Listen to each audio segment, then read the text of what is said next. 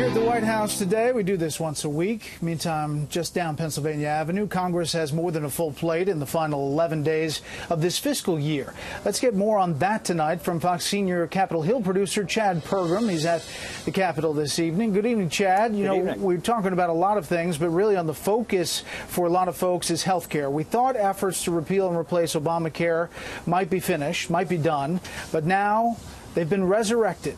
Explain what's going on. This is like one of those old horror movies, Brett, where they think that they've killed off the monster and yet it's really alive and keeps coming around the corner and you can almost hear the creepy music. That's the take the Democrats say because they thought they killed this off. There's going to be an effort to try to resurrect this by Republicans in the next week and a half. They only have until September 30th to use this special process which avoids filibusters, and then it goes poof, it goes away.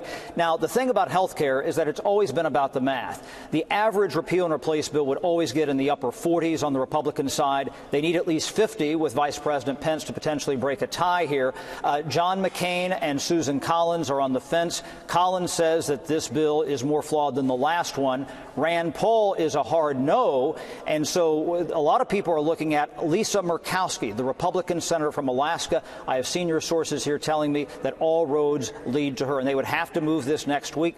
Vice President Pence was at the Capitol today talking to Republican senators about this, and he says it's all in. And they have to get this off the table so they can go to tax reform next, Brett.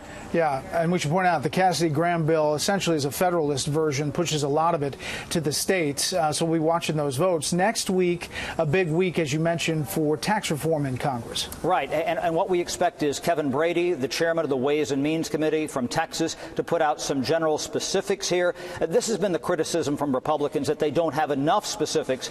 People who've been writing this bill say, well, yes, you do, but we'll actually see what the proof is in the pudding when they put that together next week. Kevin Brady has not yet scheduled a markup session. That would be the signal to know that they're really getting somewhere in the committee.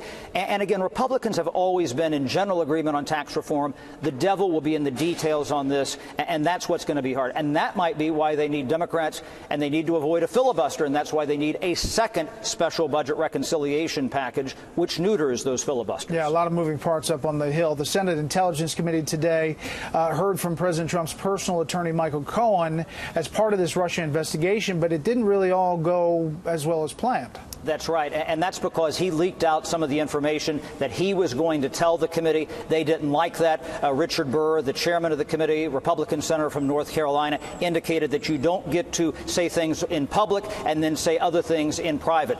And so just in the past 15 minutes or so here, they have asked Michael Cohen to appear in a public session on the 25th of October. Okay, Chad Pergram with all the latest up on Capitol Hill. Chad, thanks.